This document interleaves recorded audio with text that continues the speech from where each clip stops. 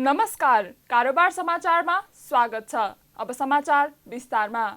सांसदहरूले समयमा किसानहरूलाई मल उपलब्ध नगराएको भन्दै सरकारको आलोचना गरेका छन्। बुधबार बसेको प्रतिनिधि सभा बैठकको शून्य समय र विनियोजन शीर्षक माथिको मन्त्रालयगत छलफलमा भाग लिँदै सांसदहरूले किसानहरूलाई समयमा नै मल उपलब्ध नगराएको भन्दै सरकारको आलोचना गरेका हुन्। उनीहरूले कृषि प्रधान देश भन्ने गरे पनि हरेक वर्ष चाहिँ यो वर्ष पनि किसानहरूका लागि मलको अभाव भएको भन्दै सरकारले मल उपलब्ध गराउन नचाहेको आरोप लगाएका छन्। किसानहरूले कहिले मल उपलब्ध हुन्छ भनी बारम्बार प्रश्न गर्दा पनि जवाफ दिन नसकेको भन्दै सांसदहरूले 5 दिनभित्र सम्बन्धित मन्त्रीलाई जवाफ दिने व्यवस्था गर्न सभामुखलाई अनुरोध गरेका छन्। सांसदहरूले समयमा नै मल उपलब्ध गराउन माग गर्दै किसानले बिउ बोकेर प्रधानमन्त्री र मन्त्री निवास अगाडि धान रोप्न आउन नपरोस् भनी चेतावनी समेत दिएका छन्। सामान्य सभामुख महोदय, कृषि प्रधान देश नेपालमा पटक पटक मल खाद सम्म सरकारले उपलब्ध गराउन सकेको छैन। यसपालि पनि सरकारले समयमा मल खाद उपलब्ध गराउन सकेको छैन। त्यसैले सभामुख महोदय मार्फत सरकारसँग समयमा पर्याप्त रूपमा किसानको लागि मल खाद उपलब्ध गराउन सरकारसँग जोरदार माग गर्दछु। सभामुख महोदय। सामान्य सभामुखज्यू, आज बिहानै चितवनबाट एकजना केरा उत्पादक किसानले मलाई फोन गरेर मल पाइएन, कहिलेसम्म पाइन्छ भनेर प्रश्न गर्नुभयो। त्यसको मैले कुनै जवाफ दिन सकिनँ। त्यसैले प्रतिनिधि सभा नियमावली नियम 15 बमोजिम 5 दिनभित्र सम्बन्धित मन्त्रीलाई जवाफ दिने व्यवस्था मिलाइदिनु हुन सामान्य सभामुखज्यूलाई विशेष अनुरोध गर्छु। सम्माननीय सभामुख महोदय, यति बेला किसानहरूले मुरीको लागि मुठी रोप्ने बेला हो। मल अभावले किसानहरू चिन्तित भएर सिंहदरबारतिर हेरिरहेका छन्। किसानको हितमा डङ्का पिटिरहेको सरकारलाई सोध्न चाहन्छु, किसानले कति दिनभित्र मल प्राप्त गर्छन्? किसानलाई खेतमा रोप्ने बिउ बोकेर प्रधानमन्त्री मन्त्रीको निवास वरिपरि रोप्न बाध्य नपारियोस्। आज बाली नाली लाउने बेला भइसकेको छ। मलको हाहाकार छ, मल छैन। हामीले सुनिरहेका छौँ मल खोज्न कृषि मन्त्री भारततिर जानुभएको छ। कहाँ पुग्नुभयो? उहाँको हालखबर के छ? मल आउँछ कि आउँदैन? लिएर आउनुहुन्छ कि आउनुहुन्न? मल नपाएर कृषि मन्त्री थकित भएर उतै निर्वासित हुनु हो कि भन्ने आशंका पनि यहाँ छ। सभामुख महोदय, अर्को कुरा, मल आउँछ त यो सरकारले मल ल्याउन खोजेको छैन। मलमा माल खोजिरहेको छ। माल जबसम्म माल आउँदैन मलमा हामीले मल खोजे हो। सभामुख महोदय, मालको पछाडि लाग्ने हामीले खोजेको होइन। म त्यो कुरा स्पष्ट गर्न चाहन्छु। यता सरकारले भने हालको मल अभावको अवस्था असार मसान्तसम्म हल हुने दाबी गरेका छन्। कृषि तथा पशुपन्छी विकास मन्त्रालयले बुधबार एक विज्ञप्ति जारी गर्दै विभिन्न प्रक्रियाबाट मल आपूर्तिका लागि प्रयास भइरहेको जनाएको हो। मल खरिदका लागि कृषि सामग्री कम्पनी, साल ट्रेडिङ र सरकारले G2Gबाट गरेको पहलबाट मल ल्याउन प्रयास भइरहेको मन्त्रालयले दाबी गरेको छ। कृषि उत्पादन र उत्पादकत्व बढाउन आवश्यक पर्ने मल सरकारले समयमै उपलब्ध गराउन नसक्दा हरेक वर्ष किसानले मलको अभाव खेप्दै आएका छन्। यो वर्ष झन धान रोप्ने समय भइसक्दा समेत मलको चरम अभाव देखिएको छ भने मल पाएको किसानहरूले पनि प्रति व्यक्ति 10 केजी भन्दा धेरै पाउन सकेका छैनन्। यस्तै बैठकमा सांसदहरूले गृहमन्त्री बालकृष्ण खाँडको राजीनामा समेत माग गरेका छन्। पछिल्लो समय बलात्कार लगायतका घटना तीव्र गतिमा बढ्दा समेत सरकार टुलु हेरेर बसेको भन्दै नैतिकताको आधारमा पनि गृहमन्त्री खाँडले राजीनामा दिनुपर्ने बताएका छन्। सम्माननीय सभामुख महोदय, छोरीले जन्म लिनु नै पाप हो त? दिनानुदिन सुनि नसक्नु, हेरि नसक्नु घटना घटिसकेका छन्। हिजो मात्र 7 वर्षकी बालिका ग्रीष्म विकट 4 दिनको दिन मृत फेला परेकी छिन् सुर्खेतमा। सभामुख महोदय, स्कुल हिँडेको, पसल हिँडेको बालिका घर फर्केन नि ग्यारेन्टी छैन। शान्ति सुरक्षाको प्रत्याभूति हुन सकेन। त्यसै गरी बाँकेको खजुरामा बर्थडे मनाउन गएकी बालिका 5 जनाको सामूहिक बलात्कार भएको छ। रोल्पाको कारागारमा सुन्दर हरिजनको मृत्यु नेपालगञ्ज कारागारबाट रोल्पा लगेको मृत्यु फेला परेको छ। सभामुख महोदय, यस्तो जघन्य अपराधहरूलाई टुलु हेरेर गृहमन्त्रीज्यू बस्नु भएको छ। यदि जनतालाई शान्ति सुरक्षा दिन नसक्ने, बालिकाको सुरक्षा गर्न नसकिने अवस्था हो भने यस्तो घटनाहरू टुलु हेरेर बस्नुभन्दा तुरुन्त गृहमन्त्रीज्यूले नैतिकताको आधारमा पनि आफ्नो राजीनामा दिनुपर्छ। सांसदहरूले काठमाडौँलाई फोहोर मुक्त बनाउने अभियानमा विशेष पहल कदमी लिइदिन प्रधानमन्त्री शेरबहादुर देउवालाई आग्रह समेत गरेका छन्। पुँजी बजारमा देखिएका समस्या समाधान गर्न सरकारले सुझाव समिति गठन गरेको छ। अर्थ मन्त्रालयले नेपाली पुँजी बजारमा देखिएको समस्या समाधान गर्न 4 सदस्यीय सुझाव समिति गठन गरेको हो। बुधबार नेपाल धितोपत्र बोर्डको 30औं वार्षिकोत्सवमा सम्बोधन गर्दै अर्थमन्त्री जनार्दन शर्माले धितोपत्र बोर्ड, नेपाल राष्ट्र बैंकका प्रतिनिधि सहित 4 सदस्यीय समिति गठन गरेको बताउनुभयो। अर्थमन्त्री शर्माले समितिले दिएको सुझावका आधारमा पुँजी बजार सुधारको काम गर्ने प्रतिबद्धता समेत जनाउनुभयो। उहाँले पुँजी बजारमा संलग्न रहेका लाखौं लगानीकर्ता र सयौं कम्पनीहरूको समस्यालाई सरकारले गम्भीरताका साथ हेरेर अनुगमन समेत गरिरहेको दावी गर्नुभयो। मन्त्री शर्माले पुँजी बजारलाई व्यवस्थित गर्ने बारेमा सरकार चिन्तित रहँदै आएको भन्दै अहिले देखिएका समस्या समितिले दिएको सुझावको आधारमा सम्बोधन गर्दै जाने प्रतिबद्धता समेत जनाउनुभयो। मन्त्री शर्माले अर्थ मन्त्रालयले निरन्तर रूपमा इमानदारीताका साथ पुँजी बजार लगानीकर्ताहरूको रक्षाको लागि काम गरिरहेको बताउनुभयो। पुँजी बजारमा संलग्न हुनुभएका हजारौं व्यक्तिहरू, सयौं कम्पनीहरू हुनुहुन्छ। उहाँहरूको कुराहरूलाई, उहाँहरूका समस्याहरूलाई हामीले हेरिरहेका छौँ, अनुगमन गरिरहेका छौँ।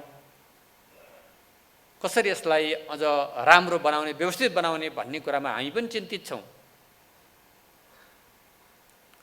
सोही सन्दर्भमा अहिले पुँजी बजार क्षेत्रमा देखिएका विविध समस्याहरूलाई समाधान गर्न, सुझाव प्रस्तुत गर्नका लागि 4 सदस्यीय सुझाव समिति हामीले गठन गरेका छौँ। त्यसले दिएका सुझावहरूको आधारमा तत्त निकायले गर्नुपर्ने कामहरू गर्ने गरी हामीले यो गठन गरेको कुरा पनि, 4 सदस्यीय सुझाव समिति गठन गरेको कुरा पनि म यहाँहरू मार्फत समस्त यस बजारमा जोडिनुभएका सबै महानुभावहरूलाई यो जानकारी गराउन चाहन्छु। हामी निरन्तर लगानीकर्ताको रक्षा गर्ने सन्दर्भमा इमानदारीताका साथ लागिरहेका छौँ। मन्त्री शर्माले अर्थ मन्त्रालय सधैँ नियमनकारी निकायहरू स्वायत्तता रहनुपर्छ भन्ने पक्षमा रहेको बताउनुभयो। उहाँले पुँजी बजार तथा वित्तीय क्षेत्रका नियमनकारी निकायहरू स्वायत्तता नै रहेको दावी गर्नुभयो। मन्त्री शर्माले अब नियमनकारी निकायले स्वायत्तता मात्रै नभएर जवाफदेहिता र पारदर्शिता सहितको स्वायत्तता खोज्नुपर्ने बताउनुभयो। आफ्नो क्षेत्रको जवाफदेही नहुने र स्वायत्तता मात्रै खोज्यो भने कुरा मिल्ने पनि मन्त्री शर्माको भनाइ छ। एउटा नियमनकारी संस्था हुनुको नाताले स्वायत्तताको जो विषय उठेको छ, नियमनकारी संस्था आफैमा स्वायत्त छन्, त्यो स्वायत्तताको पक्षमा नै अर्थ मन्त्रालय छ। सँगसँगै जवाबदेहिता सहितको स्वायत्तता हुनुपर्दछ। हरेक नियमनकारी संस्थाहरू जवाबदेही पनि हुनु पर्यो। आफ्नो क्षेत्रको जवाबदेही नहुने र स्वायत्तता मात्रै हुने कुरा मिल्दैन। जवाबदेहिता सहितको स्वायत्तताको पक्षमा अर्थ मन्त्रालय छ। म जति पनि नेपाल सरकार अन्तर्गतका धितोपत्र लगायत अन्य वित्तीय क्षेत्रका नियमनकारी संस्थाहरू छन्, सबैलाई जवाबदेहिता सहितको स्वायत्तताको उपभोग गर्न हार्दिक अपिल गर्न चाहन्छु। यस्तै मन्त्री शर्माले नेपालको धितोपत्र बजारलाई अर्थतन्त्रको ऐना बनाउने दिशामा अगाडि बढ्नुपर्ने पनि बताउनुभयो। उहाँले धितोपत्र बजार अर्थतन्त्रको ऐना बनाउन आवश्यक सहजीकरण अर्थ मन्त्रालय गर्न तयार रहेको बताउनुभयो। धितोपत्र बजारको समस्या समाधान गर्नका लागि नेपालको पुँजी बजारलाई अन्तर्राष्ट्रिय स्तरको आधुनिक प्रविधि मैत्री बनाउन आवश्यकता रहेको मन्त्री शर्माले बताउनुभयो। बजारलाई प्रभावकारी बनाउनको लागि नयाँ प्रविधिको खाँचो रहेको भन्दै मन्त्री शर्माले नियमनकारी निकायहरूले छिटो र छरितो प्रविधि ल्याउन आग्रह गर्नुभयो। उहाँले त्यसको लागि मन्त्रालय नियमनकारी संस्थाहरूलाई सहुलियत र सहजीकरण गर्न तयार रहेको बताउनुभयो। नेपाली पुँजी बजारमा अन्तर्राष्ट्रिय स्तरको नयाँ प्रविधि ल्याएर बजारलाई व्यवस्थित बनाए मात्रै समस्या समाधान हुन सक्ने मन्त्री शर्माको भनाइ छ। अब धितोपत्र बोर्डको आजको समस्याको समाधान गर्नका लागि नेपालको पुँजी बजारलाई हामीले अन्तर्राष्ट्रिय स्तरको एउटा प्रविधि मैत्री आधुनिक एउटा प्रविधि सहितको बनाउनु पर्ने आवश्यकता छ। त्यो प्रविधिको अभावमा, त्यो विश्वसनीय एउटा प्रविधिको आधारमा, आधुनिक प्रविधिको अभावमा हामीले धितोपत्र बजारलाई एउटा अर्थतन्त्रको ऐनाको रूपमा हेर्छौँ, त्यो हेर्न सक्ने गरी अझै बनाउन कोसिस गर्नुपर्छ। त आज प्रविधिको धेरै खाँचो मैले देखिरहेको छु। यसलाई छोटो तरिकाले, छिटो तरिकाले नियमनकारी संस्थाहरूले हामीले के सहुलियत, के सहजीकरण गर्नुपर्छ हामी गर्न तयार छौँ र छिटो तरिकाले प्रविधिलाई भित्र्याउनुहोस्, मेरो आग्रह छ। त्यसो गरियो भने धेरै कुराहरूलाई हामी समस्याहरूलाई समाधान गर्न सक्छौँ जस्तो लाग्छ। यस्तै मन्त्री शर्माले अहिले चल्दै आएको स्वचालित कारोबार प्रणालीलाई अझै विश्वसनीय बनाउनु पर्नेमा जोड पनि दिनुभएको छ। उहाँले पुँजी बजार सबै लगानीकर्ताले सहज रूपमा लगानी गर्न सक्ने हुनुपर्ने बताउनुभयो। मन्त्री शर्माले मौद्रिक नीतिमा 4-12 करोडको सीमा लगायतका विषयमा यथोचित सम्बोधन गर्नुपर्छ भन्नेमा आफू सकारात्मक रहेको बताउनुभयो। उहाँले पुँजी बजार विकासका लागि नियामक निकायहरूबीच उचित समन्वयको खाँचो रहेको भन्दै मन्त्री शर्माले नियामक निकायहरूलाई समन्वयात्मक ढङ्गले काम गर्न आग्रह पनि गर्नुभयो। र बजार विकासका लागि उचित समन्वयको पनि त्यत्तिकै खाँचो छ। नियमनकारी संस्थाहरूबीचको समन्वयको अत्यन्त खाँचो छ र त्यतातिर समन्वयात्मक ढङ्गले काम गर्नको लागि सबै नियमनकारी संस्थाहरूलाई पनि म यही मञ्च मार्फत हार्दिक अनुरोध गर्न चाहन्छु। यता लामो समयपछि अर्थमन्त्री जनार्दन शर्मा र नेपाल राष्ट्र बैङ्कका गभर्नर महाप्रसाद अधिकारी बीच प्रत्यक्ष भेटघाट भएको छ। यसअघि सार्वजनिक कार्यक्रममा मात्रै सँगै देखेका अर्थमन्त्री शर्मा र गभर्नर अधिकारी बीच बुधबार छलफल भएको हो। गभर्नर अधिकारीले बुधबार बिहान अर्थ मन्त्रालय नै पुगेर अर्थमन्त्री शर्मासँग छलफल गर्नुभयो। छलफलमा गभर्नर अधिकारीले आगामी आर्थिक वर्षको मौद्रिक नीतिका लागि सुझाव माग गर्नुभएको थियो। भेटमा अर्थमन्त्री शर्मासँग अधिकारीले बजेट कार्यान्वयनका लागि सघाउने प्रतिबद्धता गर्नुभएको छ भने मौद्रिक नीतिका लागि पनि सुझाव माग गरेको बुझिएको छ। सर्वोच्च अदालतले पुनर्बहाली गरेपछि शर्मा र अधिकारीको यो पहिलो भेटवार्ता हो। सरकारले वैदेशिक रोजगारीमा गएका नेपालीलाई प्राथमिक शेयरमा आरक्षणको कोटा छुट्याउने व्यवस्था लागू गर्न लागेको छ। नेपाल धितोपत्र बोर्डले वैदेशिक रोजगारीमा गएका नेपालीलाई प्राथमिक शेयरमा आरक्षणको कोटा छुट्याउने व्यवस्था लागू गर्न लागेको हो। बुधबार बोर्डको 30औं वार्षिकोत्सव कार्यक्रममा सम्बोधन गर्दै बोर्डका अध्यक्ष रमेश कुमार हमालले अबको 4 महिनाभित्रै वैदेशिक रोजगारीमा गएका नेपालीलाई प्राथमिक शेयरमा आरक्षणको कोटा छुट्याउने व्यवस्था समेत लागू हुने बताउनुभयो। उहाँले बजारको स्तर अभिवृद्धि गर्न आगामी 4 महिनाभित्र गैर आवासीय नेपालीलाई पनि शेयर बजारमा लगानी गर्ने उपयुक्त वातावरण बनाउने दावी गर्नुभयो। अध्यक्ष हमालले आगामी 4 महिनाभित्र नेपाल स्टक एक्सचेन्ज अन्तर्गत साना तथा मझौला कम्पनीहरूका लागि एसएमए प्लेटफर्म सञ्चालनमा ल्याउने पनि जानकारी गराउनुभयो। यस्तै उहाँले मार्जिन प्रकृतिको शेयर थितो कर्जाको लागि तय गरिएको नीतिगत व्यवस्थाका कारण शेयर बजारमा परेको लगानीकर्ताको गुनासो सम्बोधन गर्दै नीति परिमार्जन गरी लगानीकर्ताको मनोबल बढाउनु पर्ने आवश्यकता रहेको पनि औल्याउनु भएको छ।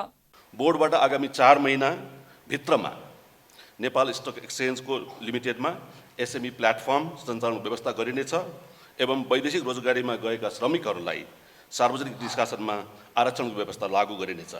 लगानीकर्ताहरूले भोगिरहेका समस्याप्रति बोर्ड जानकार रहेको छ र सोको समाधानका लागि प्रतिबद्ध समेत रहेको छ। मार्जिन प्रकृतिको शेयर धितो कर्जाका लागि तय गरिएको नीतिगत व्यवस्थाका कारण धितो बजारमा परेको गुनासो लगानीकर्ताहरूबाट पाएको सन्दर्भमा त्यस्तो नीतिको उचित मूल्याङ्कन गरी सोलाई पुनरावलोकन गर्न उचित निकास दिने, धितो बजारको वर्तमान गतिरोध अन्त्य गर्न लगानीकर्ताहरूको मनोबल उच्च बनाउन अत्यन्त आवश्यक देखिन्छ। बोर्डका अध्यक्ष हमालले बैंकहरू मर्जर हुँदा लामो समयसम्म लगानीकर्ताको शेयर बन्धक हुने समस्याको लागि सम्बन्धित निकायहरूबीच छलफल भइरहेको पनि बताउनुभयो। बुधबार शेयर बजारमा एकाएक चमक आएको छ। पछिल्लो एक साताभन्दा बढी समयदेखि लगातार घट्दै आएको शेयर बजार मापन गर्ने नेप्से परिसूचकमा बुधबार 60.22 अङ्कको चमक आएको हो। परिसूचक अघिल्लो दिनको तुलनामा 2.98 अङ्कले बढेर 2080.44 अङ्कमा उक्लिएको छ। समग्र परिसूचक उच्च अङ्कले बढ्दा सबै समूहको परिसूचकमा हरियाली छाएको छ भने कारोबार रकम समेत बढेको छ। वित्त समूहको परिसूचक सबैभन्दा धेरै 5.03%ले बढेको छ। विकास बैंक, होटल तथा पर्यटन, जलविद्युत, जीवन बीमा, उत्पादन तथा प्रशोधन, लघु वित्त, निर्जीवन बीमा, अन्य र व्यापार समूहको परिसूचक 3% भन्दा धेरैले बढेको छ। यस्तै लगानी र बैंक समूहको परिसूचक पनि 2% भन्दा धेरैले नै बढेको छ।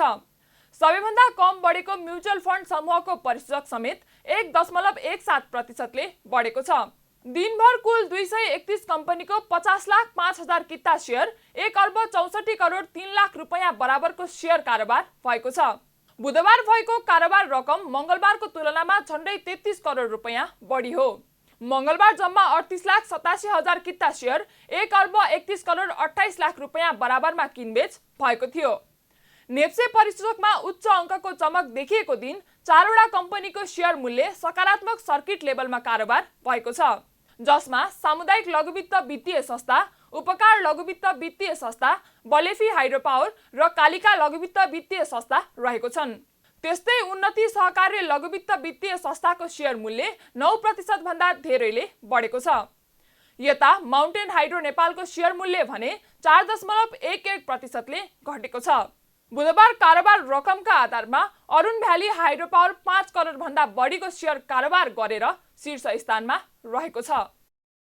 स्विजरल्यान्डले नेपाललाई वैदेशिक रोजगारबाट स्वदेश फर्केका श्रमिकलाई पुनः एकीकरण गर्ने कार्यक्रम सञ्चालन गर्न आर्थिक सहायता दिने भएको छ। स्विजरल्यान्ड सरकारले वैदेशिक रोजगारबाट स्वदेश फर्केका श्रमिकलाई पुनः एकीकरण गर्ने कार्यक्रम सञ्चालन गर्न नेपाललाई स्विस रकम 6.8 मिलियन अर्थात् करिब 86 करोड 13 लाख रुपैयाँ दिने भएको हो। अर्थ मन्त्रालयमा बुधबार सो सम्बन्धी सम्झौता पत्रमा हस्ताक्षर भएको छ। सम्झौता पत्रमा अर्थ मन्त्रालयको अन्तर्राष्ट्रिय सहायता समन्वय महाशाखाका प्रमुख ईश्वरी प्रसाद अर्याल र काठमाडौँ स्थित स्विजरल्यान्ड दूतावासका चार्ज डी अफेयर्स सिल्भाना होगले हस्ताक्षर गर्नुभयो। सम्झौता अनुसार प्रदेश नम्बर 1 र मध्य प्रदेशका 20 स्थानीय तहमा पुनः एकीकरण कार्यक्रम सञ्चालन हुनेछ। उक्त सहयोग नेपाल सरकारको खर्च प्रणालीबाट कार्यान्वयनमा जानेछ भने स्वस्फूर्ति आप्रवासी श्रमिकलाई सामाजिक, सांस्कृतिक, आर्थिक र राजनीतिक क्षेत्रमा पुनः एकीकरण गर्न परियोजनाले सघाउ पुग्ने विश्वास लिएको छ। बागमती प्रदेश सांसद रमेश पौडेलले बागमती प्रदेश सरकारले आगामी वर्षको नीति तथा कार्यक्रममा कुनै नयाँ योजना र कार्यक्रम ल्याउन नसकेको बताउनु भएको छ। सांसद पौडेलले प्रदेश सरकारले आर्थिक वर्ष 2079-80 को नीति तथा कार्यक्रममा कुनै नयाँ योजना नभई परम्परा धान्ने किसिमका रहेको बताउनुभयो। उहाँले प्रदेशमा हुन सक्ने सम्भावित विपदजन्य जोखिम न्यूनीकरणका लागि कुनै नयाँ कार्यक्रम र योजना नल्याएको भन्दै पूर्व तयारीका हिसाबमा सरकारले नसोचेको आरोप लगाउनुभयो। उहाँले नीति तथा कार्यक्रममा स्थानीय सरकारले गर्ने ससाना कामलाई प्राथमिकता दिएको देखिएको भन्दै प्रदेश र स्थानीय सरकारको तालमेल नमिलेको पनि बताउनुभयो। यो विषय चाहिँ यो गएको वर्ष खास गरी यो बागमती प्रदेशका धेरै पहाडी भूभागहरूमा चाहिँ बाढी पहिरोको प्रकोप को घटनाहरू घट्यो। खास गरी सिन्धुपाल्चोक जिल्लाको मेलम्ची सिङ्गो मेलम्ची उपत्यका नै तहस नहस भएर त्यहाँ ठुलो धनजनको क्षति पनि भयो। त्यसै गरी धादिङ, दोलखा, नुवाकोट लगायतका जिल्लाहरूमा पनि धेरै क्षतिहरू पुर्यायो। त्यसले गर्दाखेरि अहिले चाहिँ कम्तीमा हामीले प्रदेश सरकारको तर्फबाट चाहिँ यो घटना घटिसकेपछि यो थोरै राहत दिने भन्दा पनि त्योभन्दा अगाडि नै एउटा पूर्व तयारीको हिसाबले काम गर्नुपर्छ भन्ने ढङ्गले आवाजहरू उठायौँ। तर त्यो चाहिँ अहिले नीति तथा कार्यक्रम आइराख्दाखेरि पनि त्यसलाई चाहिँ अलिकति गहिराइमा पुगेर त्यसलाई सम्बोधन गर्न चाहिँ सकिएको पाइएको छैन। र खास गरी तपाईँले सिन्धुपाल्चोककै स्थितिहरू हेर्नुभयो भने धेरै ठाउँको बस्तीहरू चाहिँ अहिले जोखिमयुक्त छन्। त्यो जमिनहरू चर्केको अवस्था छ, भुक्सिएको स्थिति छ। अब फेरि अब अहिले मनसुन लगभग सुरु हुन लागेको सङ्घारमा हामी छौँ। त्यसले गर्दा त्यहाँ मान्छेहरू चाहिँ एक हिसाबले त्रसित स्थितिमा पनि छन्। अब यो पटक झन् के घटनाहरू घट्छ भन्ने खालको स्थिति छ र त्यसलाई चाहिँ ठ्याक्कै सम्बोधन गर्ने गरेर चाहिँ प्रदेशको नीति कार्यक्रमले चाहिँ कार्यक्रमहरू लिएर आउन सकेको छैन। यता नेकपा एकीकृत समाजवादीको तर्फबाट बागमती प्रदेशकी उद्योग पर्यटन तथा वातावरण समितिकी सभापति रमा आलेमगरले भने आगामी वर्षको लागि बागमती प्रदेशले ल्याएको नीति तथा कार्यक्रम विगतका सरकारहरूको तुलनामा राम्रो भएको दावी गर्नुभयो। उहाँले यो नीति तथा कार्यक्रममा गठबन्धनका धेरै नेताहरूले छलफल गरेकोले पनि उत्कृष्ट रहेको दावी गर्नुभयो। सांसद आलेले नीति तथा कार्यक्रममा किसान, महिला र मजदुरसँग जोडिएका कार्यक्रमलाई विशेष जोड दिएको बताउनुभयो। बागमती प्रदेश सरकारले भर्खरै मात्रै आफ्नो नीति तथा कार्यक्रम चाहिँ पास गरेर अगाडि बढिसकेको छ। यो नीति तथा कार्यक्रम र अगाडिको वर्षहरूको तुलनामा अहिले गठबन्धनको सरकारले लिएर आएको नीति तथा कार्यक्रम चाहिँ म चाहिँ अगाडिको सरकारको तुलनामा चाहिँ चुस्त दुरुस्त देख्छु। र यो अनुभूति गरिरहँदाखेरि जहाँसम्म किसानसँग सन्दर्भितको कुराहरू यो नीति तथा कार्यक्रमले सम्बोधन गरेको छ। हामी चाहिँ अब 85% किसानहरूको देश भनेर भन्छौँ, कृषि देश भनेर, कृषि प्रधान देश भनेर भन्छौँ। त्यसै गरी महिलासँग सन्दर्भितको कुरा गरिरहँदाखेरि त्यत्तिकै राम्रो चाहिँ ओझिलोपन रहेको नीति तथा कार्यक्रम चाहिँ मलाई लाग्छ। जस्तै छोरी बुहारीलाई चाहिँ सामुदायिक कलेजमा चाहिँ स्कलरसिपमा चाहिँ अगाडि चाहिँ शिक्षा प्रदान गर्ने भन्ने जुन चाहिँ एउटा विषयवस्तु छ त्यो मलाई एकदमै मनपर्छ र त्यो ओझिलो छ भन्ने मलाई लाग्छ। त्यसै गरी चाहिँ हाम्रो चाहिँ मजदुर सङ्गठनसँग सन्दर्भितको लगायत थुप्रै चाहिँ कार्यक्रमहरू यो नीति तथा कार्यक्रमले चाहिँ समेटिएको चाहिँ मैले अनुभूति गरेको छु। बागमती प्रदेश सरकारले गत जेठ 16 गते आर्थिक वर्ष 2079-80 को नीति तथा कार्यक्रम सदनमा प्रस्तुत गरेको थियो। नीति तथा कार्यक्रममा एक विद्यालय एक नर्स, छोरी बुहारीलाई छात्रवृत्ति, प्रदेश स्तरीय खेलकुद प्रतियोगिता, रङ्गशाला निर्माण योजना अघि बढाउने लगायतका कार्यक्रम अघि सारेको छ। नबिल बैंकले काठमाडौँ महानगरपालिकाभित्र रहेका आफ्ना शाखाहरूका शौचालयहरूलाई निशुल्क सार्वजनिक शौचालयको रूपमा उपलब्ध गराउने भएको छ। बुधबार काठमाडौँ महानगरपालिका र नबिल बैंक बीच सम्झौता भएसँगै सर्वसाधारणले अब महानगरभित्र रहेका बैंकका 18 शाखाहरूका शौचालयहरूलाई निशुल्क रूपमा प्रयोग गर्न सक्नेछन्। काठमाडौँ महानगर कार्यपालिकाको जेठ 16 को निर्णय अनुसार सार्वजनिक शौचालयको पहुँच जनस्तरसम्म पुर्याउन गरेको काठमाडौँ महानगरको आह्वान अनुरूप बैंकले एकबद्धता जनाएको छ। महानगरले शौचालय सार्वजनिक प्रयोगको लागि भएको सूचना सहितको संकेत बोर्ड प्रष्ट देखिने गरी बैंकका शाखाहरूमा उपयुक्त ठाउँमा जडान गर्ने बताइएको छ। बैंकले सार्वजनिक प्रयोगलाई सञ्चालनमा ल्याउने शौचालयको सरसफाई र आवश्यक सामग्रीहरूको व्यवस्था सामाजिक उत्तरदायित्व अन्तर्गत स्वयंले गर्ने बैंकले जनाएको छ। साथै शौचालयको नियमित मर्मत सम्हार र सरसफाई, पानीको प्रबन्ध, निकासको व्यवस्था दुरुस्त राख्ने बताइएको छ। बैंकका अनुसार यो सम्झौता 5 वर्ष अवधिको हुनेछ। यसअघि होन्डा कम्पनीले पनि देशभरका शोरूममा हरेक शौचालयलाई निशुल्क सार्वजनिक शौचालयको रूपमा उपलब्ध गराउने घोषणा गरिसकेको छ। बेलायत सरकारबाट अवकाश पाएका गोर्खा भूतपूर्व सैनिकलाई भएको विभेद अन्त्यको माग सरकारले सम्बोधन नगरेको भन्दै ब्रिटिस गोर्खा भूतपूर्व सैनिक संगठनले दोस्रो चरणको आन्दोलन घोषणा गरेको छ। बुधबार काठमाडौँमा पत्रकार सम्मेलन गर्दै भूतपूर्व गोर्खा सैनिक संगठनले आफ्ना मागहरू सरकारले पूरा नगरेको भन्दै असार 3 गतेदेखि दोस्रो चरणको आन्दोलन घोषणा गरेको हो। पत्रकार सम्मेलनमा बोल्दै ब्रिटिस गोर्खा भूतपूर्व सैनिक संगठन सिङ्गापुर गोर्खाज विभागका प्रमुख पल बहादुर घरतीले असार 3 गते काठमाडौँको रत्नपार्क स्थित शान्ति बाटिकामा शान्तिपूर्ण आन्दोलन गर्ने बताउनुभयो। उहाँले भूतपूर्व सैनिकहरूको माग सरकारले सम्बोधन गर्ने गरी विरोध प्रदर्शन तथा बेलायती राजदूतावास अगाडि 1 घण्टा धरना गर्ने कार्यक्रम तय भएको बताउनुभयो। प्रमुख घरतीले राजदूतावास मार्फत बेलायती प्रधानमन्त्रीलाई ब्रिटिस गोर्खा भूतपूर्व सैनिकका 16 बुँदे माग सहित ध्यानाकर्षण पत्र पुनः बुझाउने बताउनुभयो। उहाँले बेलायत सरकारलाई नेपाल सरकारले 16 बुँदे मागपत्र पूरा गर्न पहल नगरी व्यवस्था गरे भूतपूर्व गोर्खा सैनिक मानव अधिकार तथा जातीय विभेद सम्बन्धी अन्तर्राष्ट्रिय संस्थाहरूको सहभागितामा देशव्यापी आन्दोलन गर्ने चेतावनी दिनुभयो। शान्ति बाटिकाबाट लाजिमपट स्थित बेलायती राजदूतावास अगाडिसम्म शान्तिपूर्ण पदयात्रा गरी त्यहाँ 1 घण्टा धरना दिनुका साथै बेलायती राजदूतावास मार्फत बेलायती प्रधानमन्त्रीलाई हाम्रा 16 बुँदे माग सहितको ध्यानाकर्षण पत्र पुनः बुझाइनेछ। त्यसपछि पनि हाम्रा मुद्दा र मागहरूप्रति बेलायत सरकारले व्यवस्था गरेमा तथा हाम्रा मागहरू पुरा गराउन नेपाल सरकारले कुनै पहल नगरेमा भूतपूर्व गोर्खाका सम्पूर्ण परिवार लगायत मानव अधिकार तथा जातीय विभेद सम्बन्धी कार्यरत राष्ट्रिय तथा अन्तर्राष्ट्रिय सङ्घ संस्थाहरू समेतको सहभागिता सशक्त तथा जुझारु रूपमा देशव्यापी विरोध प्रदर्शन कार्यक्रमहरू गरिनेछ।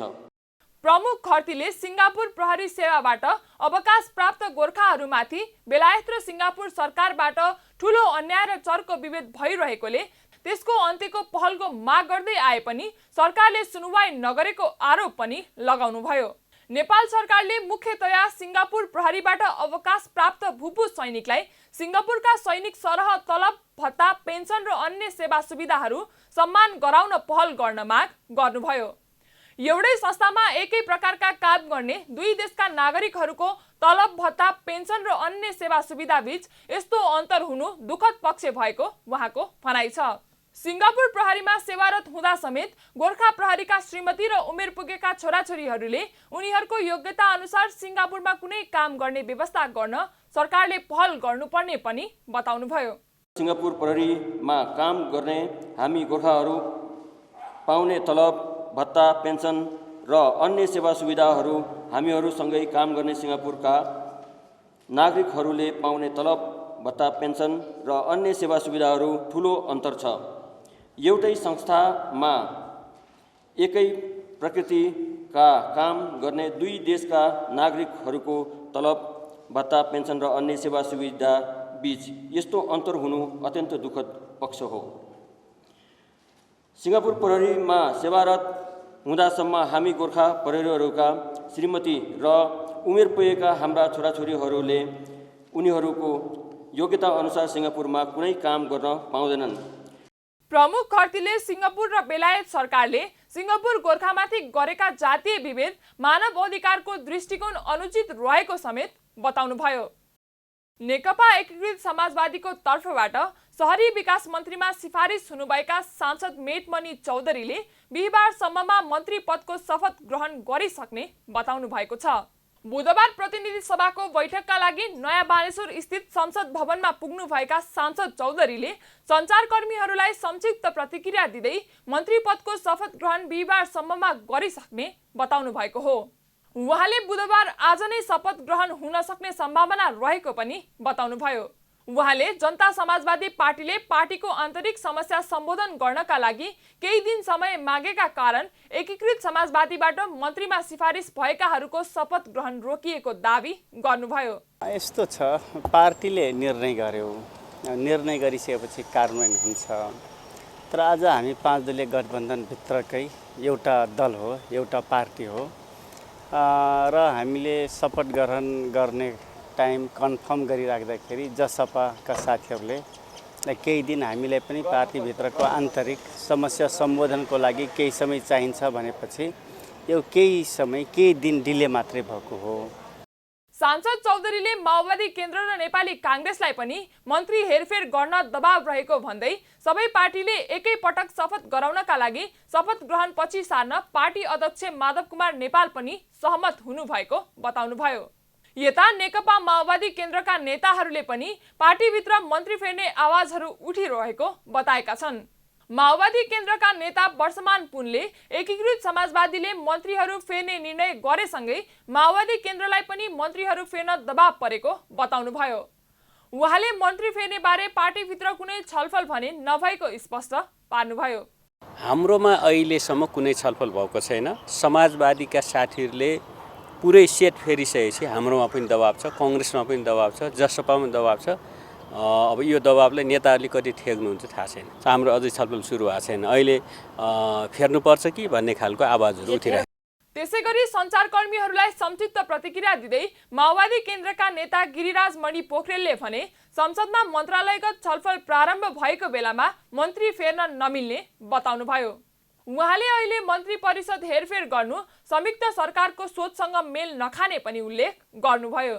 सरकारमा फेरबदलै गर्नुपर्ने भए पनि यो पहिले त संयुक्त सरकार हो, यो संयन्त्र छ, आचार संहिताहरू छन्, अनि मन्त्रालयको छलफल प्रारम्भ गर्ने अनि मन्त्रीहरू बदल्छु भनेर कहाँ मिल्छ त्यो। त्यस कारणले त्यो संयुक्त सरकारको सोचसँग त्यो मेल खाएन र अहिले बाहिरपट्टि पछिल्लो बेलामा शीर्ष नेताहरू बसिसकेर अहिले बाहिर सार्वजनिक पनि भइसकेको छ। त्यो नमिल्ने कुरा उहाँहरूले सच्याउनु भएको छ। माओवादी केन्द्रका पोखरेलले गठबन्धनका शीर्ष नेताहरू बसेर मन्त्री हेरफेर गर्ने निर्णय सच्याइसकेको स्पष्ट समेत पार्नु भएको छ। कारोबार समाचार सकियो। हामीलाई बिदा दिनुहोस्। नमस्ते।